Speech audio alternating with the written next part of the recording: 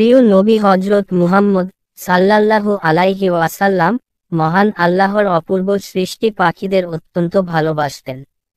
আল্লাহর এই অনুপম সুন্দর সৃষ্টির প্রতি ছিল তার গভীর আকর্ষণ এবং অনুকম্পা।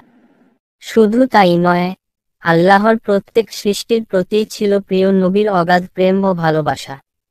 একদিন আমাদের প্রিয় নবী সাল্লাল্লাহু আলাইহি সাল্লাম তার সাহাবাদের নিয়ে বসে ইসলামকে মানবতার দুয়ারে পৌঁছে দেওয়ার জন্য পরামর্শ করছিলেন। এমন সময় একজন সাহাবী একটি পাখির কয়েকটি বাচ্চা ধরে নিয়ে উপস্থিত হলেন। আর সেই সাহাবীর মাথার ওপর দিয়ে নিরাপদ দূরত্ব বজায় রেখে মা পাখিটি কিচিরমিচির করতে করতে উড়ে আসছিল। নির্মম দৃশ্যটি সৃষ্টিকুলের মহান বন্ধু আল্লাহর নবী সাল্লাল্লাহু আলাইহি সাল্লাম এর দৃষ্টিগোচর হতেই তার অন্তর যেন অজানা ব্যথায় ব্যথিত হল। সন্তানহারা মা পাখিটির আহাজারি যেন নবীজির কোমল হৃদয় বিষাক্ত তীরের মতো বিঁধল।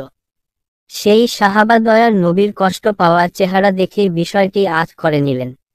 নবী সাল্লাল্লাহু আলাইহি সাল্লাম সাহাবাকে পাখিটি রেখে আসার কথা বলতেই সাহাবা দ্রুত হেঁটে সস্থানে পাখির বাচ্চাগুলো রেখে আসেন। হযরত আবু হুরায়রা রাজিউল্লাহ বলেন, নবী করিম সাল্লাল্লাহু আলাইহি সাল্লাম কে বলতে শুনেছি, হতভাগ্য খারাপ প্রকৃতির লোকের দিল থেকে দয়া করুণা কেড়ে নেওয়া হয়।